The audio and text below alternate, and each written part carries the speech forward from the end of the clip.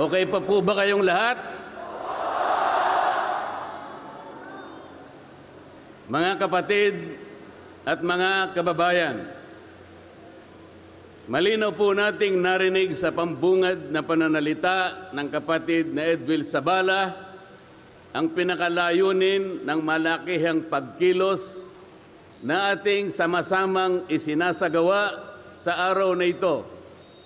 Nais nating katawanin ang nagkakaisang damdamin ng milyon-milyong Pilipino at isatinig ang kanilang pinag-isang mithiin para sa isang mapayapa at nagkakaisang Pilipinas. Kaugnay nito, binanggit din po ang ating kagustuhan na ipaalam sa mga opisyales ng ating pamahalaan ang ninanais at pinapangarap na maayos at epektibong paglilingkod at paglutas sa lumalalang kahirapan na pinalubhapan ng katiwalian at korupsyon, kalamidad, kriminalidad, bangayang pampolitika at iba pa. Kinikilala po nating lahat na nagkakatipon ngayon na sa pagkakaisa, kapayapaan at pagkakasundo lamang natin makakamit ang hinahangad na pagunlad at pagsulong ng ating bansa. Sa bahagi po naman ng kapatid na Romel Topacio, tinindigan ang pagtitipong ito ng Iglesia ni Cristo ay konkretong kahayagan ng suporta sa naunang pahayag ng Pangulong Bongbong Marcos na hindi sasang-ayon sa isinusulong na impeachment laban kay Vice President Sara Duterte. Kinatigan din po ng Iglesia ni Cristo ang posisyon ng Pangulo na ang impeachment ay hindi makapagdudulot ng kabutihan sa buhay ng kahit isang Pilipino. Hindi lamang ito pag-aksaya sa oras ng pamahalaan, kundi makakahadlang din sa pagre-resolba sa marami at pangunahing problema ng bansa. Mataas na presyo ng bilihin, mababang kalidad ng edukasyon, infrastruktura, serbisyong pangmedikal, kriminalidad, seguridad at iba pa. Higit sa lahat, ang pagsusulong ng impeachment ay mauuwi lamang sa pagtatalo-talo at papagkakampi-kampi, hindi lamang ng mga mamamayan, kundi pati na rin ng mga opisyalis ng gobyerno. Ipinaalala rin na kapag nagtatalo-talo ang mga nasa pamahalaan, apektado ang taong bayan, at kapag magulo ang bansa, ang mga tao ang kawawa.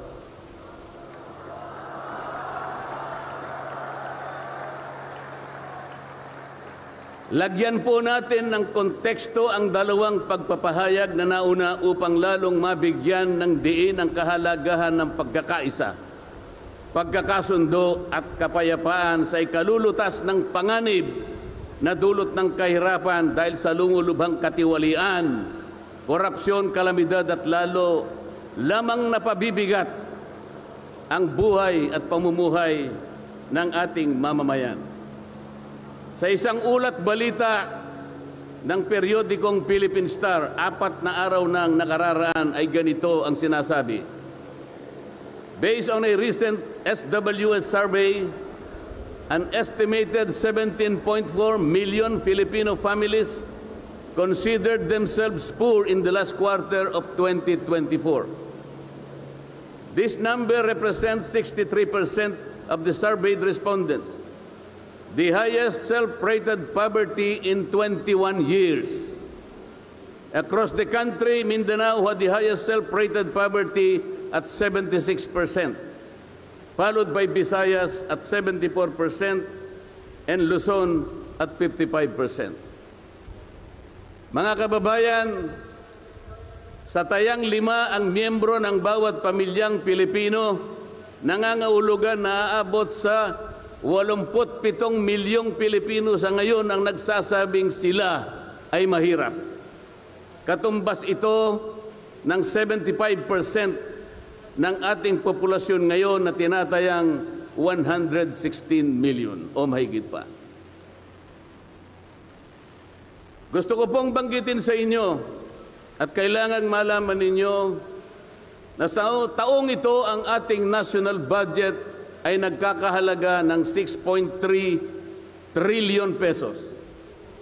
Ito po ang ating national spending. Ang ibig sabihin, ito pong halagang ito ang gagamitin dapat ng pamahalaan upang tugunin ang lahat ng pangangailangan, pangkabuhayan, panglipunan, pangkalusugan, pangedukasyon, pangseguridad, lahat ng kakailanganin alang-alang sa kapakanan ng bawat isang Pilipino.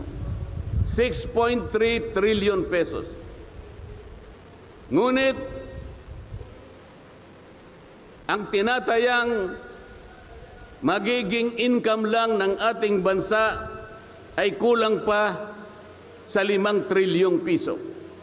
Ang ibig pong sabihin, meron tayong deficit. Meron tayong kakulangan na 1.5 trillion pesos. Ito po ang ating ipangungutang sa taong ito. 1.5 trillion pesos. Ibig sabihin po, bawat araw tayo'y gagasta ng 17.6 billion pesos. Yun po yung ating gasta. Araw-araw.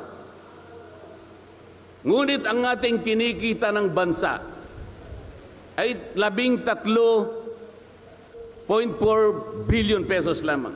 Sa makatwid, ang uutangin natin araw-araw ay 4.2 billion pesos. Katumbas ng 175 million pesos bawat oras. Napakabigat po na hinaharap na hamon at problema ng ating bansa. Hindi po biro-biro ito. Ito po ay pananagutan po ng ating mga opisyales. Hindi po pwedeng talikuran ito.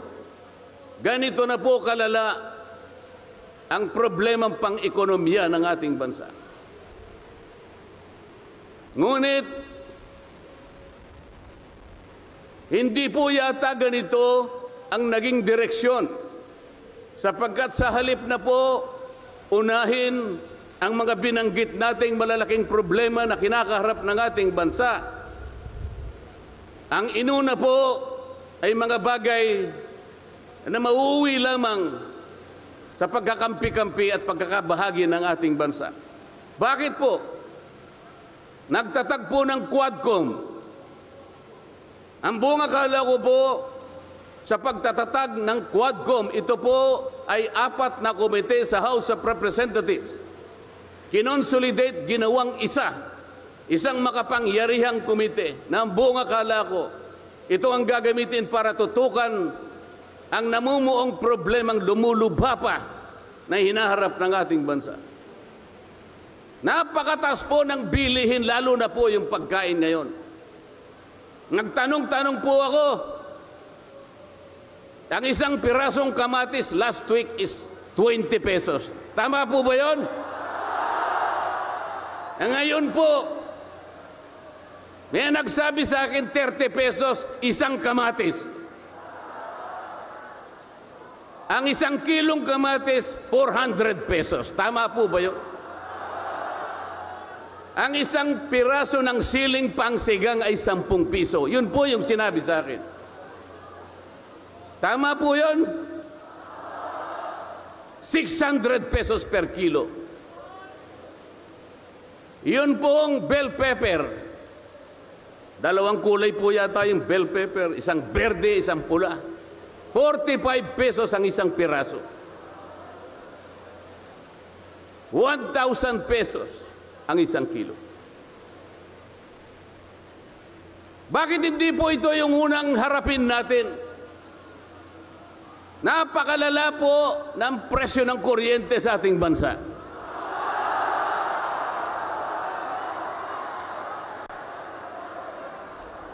Meron po akong isinulong na 10 panukalang batas na ang tanging layunin ay ibaba ang kuryente sa bansang ito.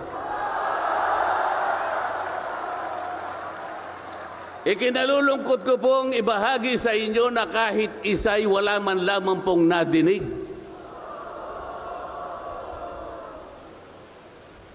Ano po yung dininig? Pinatawag ang dating Pangulong Duterte, pinatawag ng Quadcom. At ang ginamit na pamamaraan ay yung isinasaad sa saligang batas, inquiry in aid of legislation. Natupad po ba yung inquiry in aid of legislation? Paano po in aid of legislation kung ang tatawagan nilang resource persons para humarap sa paglilitis na yon ay puro kalaban ng dating Pangulo? Alam po ninyo lahat yon. Pinagtatanong nila yung Pangulo base doon sa mga sinumpaang salaysay at affidavit nung kanyang mga inusig nung kanyang panahon sa war on drugs. Hindi naman ipinatawag ang mga taong maaring makapagbigay sa kanya ng tulong upang ipaliwanag ang war on drugs. Hindi ipinatawag ang mga Solicitor General sa kanyang panahon. Hindi ipinatawag ang mga Chief PNP upang magpaliwanag kung ano ang war on drugs. Puro kalaban ng dating Pangulo. Yung mga abogadong kasama niya para magtanggol sa kanya, hindi pwedeng magsalita. Sapagkat ang tuntunin sa mga komite, ikaw ay papayagan lamang para payuhan mo ang kliyente mo sa kanyang karapatan. Ngunit paano mangyayari na ang kliyente nila ay papayuhan sa kanyang karapatan kung bubulungan lang siya, ay makikita siya ng isang chairman doon? Attorney, huwag mong bubulungan yan. Iko-contempt kita.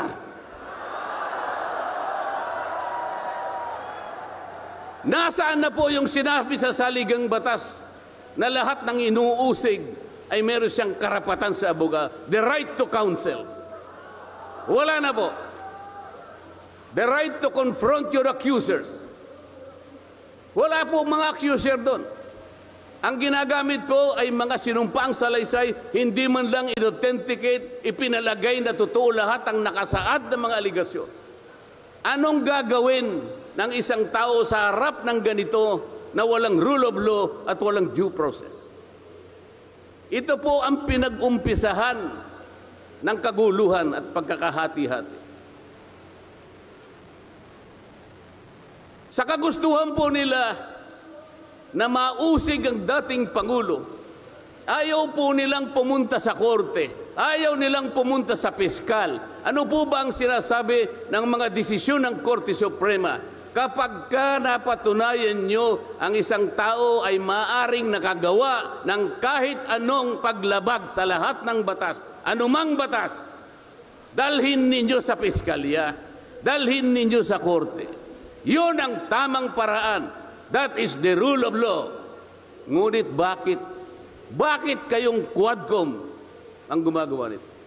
Ang Quadcom ay hindi piskal. Ang Quadcom ay hindi korte. Nagkukunwa lang na korte. Yung mga chairman ng 4 na komite doon, wala ni isang abogado. Pero naalala ko yung isa doon, kamukha ni Attorney Agaton.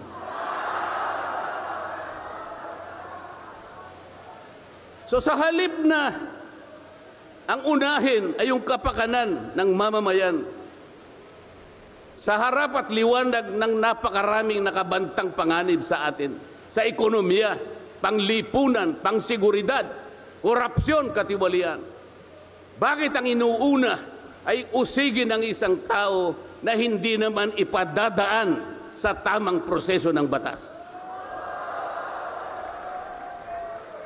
Pangalawa, tinawag po nila ang pangalawang Pangulo sa 2 pagkakataon. Una po, nung magpipresent siya ng budget. Ang pinipresent po niyang budget ay budget for 2025. Akalain po ninyo ang gusto nilang tanungin ay yung pagkakagasta ng kanyang budget noong 2022 and 2023. Saan ka naman nakakita ng ganong klaseng direksyon? 2025 ang dapat pag-usapan, ang kanilang pilit na itinatanong ay paggamit o paggasta niya noong 2022 at 2023. Ang sabi po ng Vice President, siguro nainis na rin, I forgo my opportunity to defend this 2025 budget and I leave it to the discretion of the House of Representatives as presented. Oh, ayaw pa nilang tanggapin. Nang ibig sabihin, ayaw ko nang idepensa sa inyo. Bahala na kayo. Kung anong gusto nyong ibigay sa akin, bahala na kayo. Ano pong ginawa nila? Hindi. Kinakailangang masagutin mo lahat ito. Walang exempted dito. Kahit anong ngayon siya, kailangan namin tama po yung lahat po ng paggasta ng pera ng bayan ay kailangan pong suriin. Totoo po yun. Ngunit meron pong pagkakataon at panahon sa paggawa nito. Hindi po sa panahon ng pipresenta ng budget. So ang ginawa po nila, tinawag uli ang pangalawang Pangulo sa isang pagdinig sa isang komite na kung tawagin ay Committee on Good Government. Alam po ninyo yung pagsisimula nila para magkaroon ng katwiran na masabi na ang Vice President? Kinasangkapan nila yung isa sa amin, isang representative sa Maynila, tumindig at nag-privilege speech. Yung subject matter po ng kanyang privilege speech ay kaugnay po ng budget na pinagtatalunan na po sa plenaryo at sa committee. Sa tuntunin po ng House of Representatives, no one should avail of the privilege hour if the subject matter is related to a pending bill. Nandun na po yung bill sa baba, pinagsalita pa po yung isa. Nung banggitin ko po ito, nire-raise ko po, sabi ko, wala pong katwiran ito. Kailangan po tindigan ninyo, sundin ninyo ang ating tuntunin. Kapag hindi tayo sumunod sa ating tuntunin, sinong maniniwala sa atin na tayo may karapatang gumawa ng batas para sa ikabubuti ng ating bansa?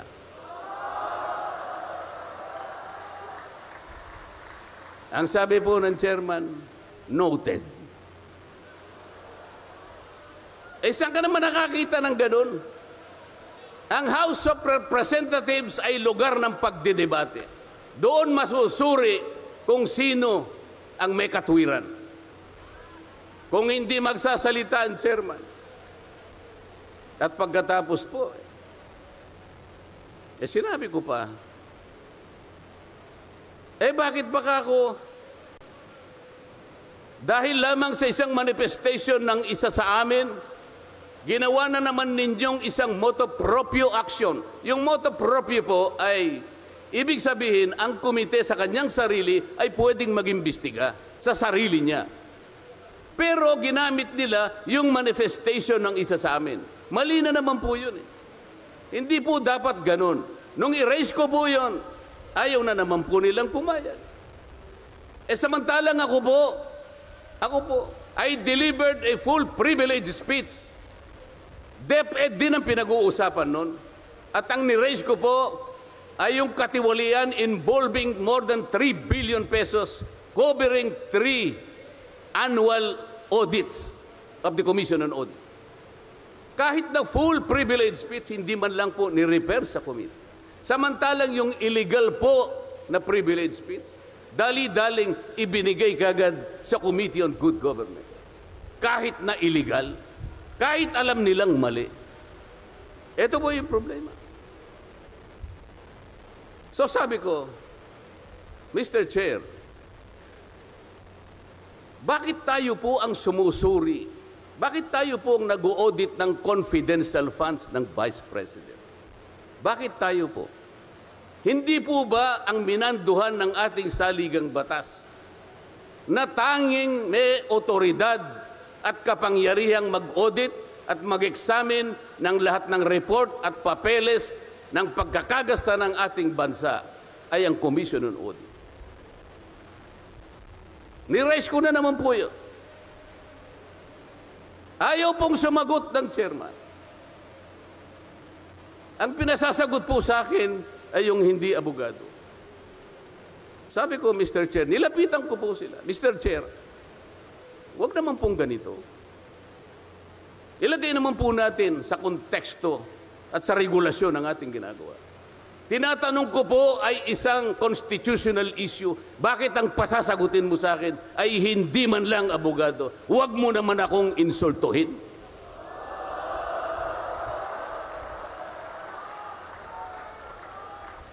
Doon sa puntong yun, alam po ninyo, pati yung kinakain kong hopya, pinagtripan nila.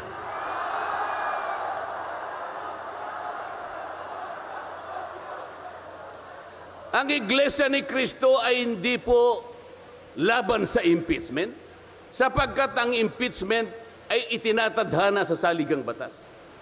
Ngunit, kung ang paraan ng pagsasagawa nito ay wala sa batas at wala sa tuntunin, ito na naman ay pagmumulan ng kaguluhan, pagmumulan na naman ng pagkakabahabahagi ng ating bansa. Ito po ang gusto nating iwasan. Ito po ang gusto nating iwasan. Iniimbestiga nila po yung confidential funds. Ang tanong ko po, Mr. Chairman, mahigit pong 400 opisina at ahensya ng ating pamahalaan ang tumatanggap ng confidential funds. At sila din ay natatawagan ng pansin ng Commission on Audit. Bakit naman isang opisina lang ang pinipilit niyong usisain? Hindi ba masyadong halata namang pamumulitika yan? Ito po yung gusto nating liwanagin. Hindi po tayo laban sa pag-iimbestiga ng katiwalian. Ilagay po natin sa ayos. Sana man lang, kumuha sila ng ilang pang mga bahagi ng opisina na kagaya din ng paggagamit ng confidential funds, sapagkat ang layunin po raw ay makagawa ng batas. Kung talagang gusto ninyong gumawa ng batas, kasi po in aid of legislation, palagi po ito ang nagagamit, inquiry in aid of legislation. Nasa saligang batas po naman talaga ito. Kaya lang, meron pong limitasyon ang inquiry in aid of legislation. Ano po yung unang limitasyon? Kailangan po meron ka ng nakabalangkas na batas, panukala. Hindi mo lang makumple-kumpleto sapagkat nag-aatubili ka, baka merong impact ito sa ibang sektor. Kaya tatawag ka ng mga tao na makatutulong sa'yo para sa ganun makumpleto mo ang iniisip mong panukalang batas. Pagka ganun, alam niya kung sinong tatawagin niya. At alam niya rin kung anong itatanong niya. Hindi po ganun ang nangyayari ngayon eh. Dahil nga wala na pong rule of law, basta na lang sila tatawag ng kahit sino sapagkat hindi naman po talaga ang layunin ay gumawa ng batas kung hindi usigin ang taong gusto nilang usigin. Ito po ang nangyayari ngayon. Kaya nga po, dahil sa kagustuhan nila na talagang usigin ng ICC ang Pangulong Duterte, alam po ninyo, yun lang ang tanging layunin. Sa 13 pagdinig ng Quadcom, 13, nakapaggawa lang sila ng isang batas na kahit siguro po high school graduate pagtatawanan niya yung kanilang panukalang batas. Bakit po? Yung definition na definition lamang po ng extrajudicial killing ay talaga pong matatawa ka na. Tayo ko na pong babain yun. Ibig sabihin, ang layunin talaga ay hindi in aid of legislation, kung hindi in aid of prosecution, in aid of persecution.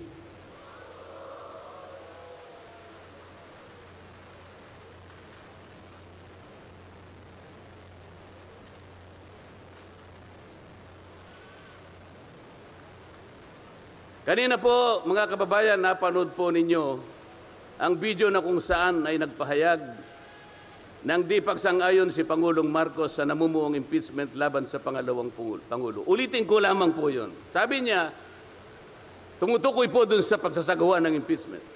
This is not important. This does not make any difference to even one single Filipino life. So why waste on this? What will happen if somebody files an impeachment? It will tie down the House. It will tie down the Senate. It will just take up all our time, and for what? For nothing, for nothing. Sabi po niya ito, none of this will help improve a single Filipino life. As far as I am concerned, it is a storm in a teacup. It's a tempest in a teacup. Ang ibig sabihin, isang napakaliit na bagay na pinipilit ninyong palakihin. Napakalaki ng problema ng bansa ang inaharap natin. Ito ang ating atupagin. Ito yung gustong mangyari ng Pangulo ng Republika ng Pilipinas. Sumagot po ang liderato ng House of Representatives. At sa isang bahagi, ang sabi po niya, ito po, kinuha ko lang yung isang bahagi sa isang mahabang manifestong ginawa nila. Sabi po ng House of Representatives, bilang tugon doon sa sinabi ng ating Pangulo. Sabi po niya, together, let us rally behind our President to protect and preserve the gains of democracy as we build a stronger, more united, and more prosperous republic. Pero nasaan po kaya? Nandito po kaya lahat yung mga sumama sa manifestong ito na sumusuporta na mag-rally tayo sa likod ng Pangulo, tayo'y magkaisa upang panindigan yung nauna niyang pahayag na ang gusto nating unahin na pagkaisahan ay yung pagtugon, pag-address sa mga problema ng bansa. Nasaan kaya sila? Nandun kaya sila sa likod ng Pangulo o tayo lang lahat? Sa Makati, tayo pong lahat ngayon na sama-samang nagkakatipon ngayon na hindi ko mabilan kung ilang, baka meron 1 milyon po yata. Tayo pala ngayon ang nagkakatipon sa diwa ng tunay na kapayapaan at pagkakaisa na nagrarally ngayon. Sapagkat tayo lamang ang nasa likod ng Pangulo sa kagustuhan niya na harapin natin ang mga hamon at nagbabantang problema ng ating bansa. Sapagkat, sabi niya, totoo naman, ang impeachment ay hindi makapagbibigay kahit anong butil ng kabutihan sa buhay ng isang Pilipino. Bago po ako magtapos, ay nais ko pong sipiin dito ang butil ng kaalaman na inalaw sa isang 1957 Nobel na ang pamagat ay Atlas Shrugged ni Alice O'Connor, na kilala sa taguring Ayn Rand. Ang sabi po niya. Sa English muna po, pasensya na po kayo. When you see that in order to produce, you need to obtain permission from men who produce nothing. When you see that money is flowing from those who deal not in goods but in favors. When you see that men get richer by grab and pull, not by work. And your laws don't protect you against them, but protect them against you. When you see corruption being rewarded and honesty becoming a self-sacrifice, you may know that your society is doomed. Kapag nakikita po ninyo na para tayo ay mag-produce, ay hingi pa tayo ng permiso sa mga taong hindi naman nakakapag-produce. At nakikita po nyo na umaapaw ang pera sa pamagitan ng patagong transaction at hindi sa pamagitan ng mga merchandise na nakikita natin. At nakikita ninyo kanya na yung iba ay lalong nagiging mayaman sa pamagitan ng katiwalian at hindi sa pamagitan ng trabaho. At ang mga batas ninyo, sila pa ang pinoproteksyonan. At ang batas ninyo ay sila pa ang lumalaban sa inyo. At kapag ang corruption ay ito ang itinatadhana, ito ang binibigyan ng reward. At yung katapatan ay ito ay nagiging sakripisyong pang-personal. Alam na ninyo na ang inyong lipunan ay nasa kapahamakan. Mabigat po ito. Mabigat po ito. Ito ang dapat harapin ngayon sa pamamagitan ng pagkakaisa, pagkakasundo at kapayapaan. Hindi po biro-birong problema ang inaharap ng ating bansa. At bago po ako tuluyang magtapos, payagan ninyo kung ulitin ang sentimiento ni Edmund Burke, isang English political philosopher, na sinabi niya, "The only thing necessary for evil to triumph is for good men to do nothing." Sa Tagalog po, ang tanging kailangan para magtagumpay ang kasamaan ay magsawalang kibo at walang gawin ang mabubuting tao. Maraming salamat po at magandang hapon po sa ating lahat.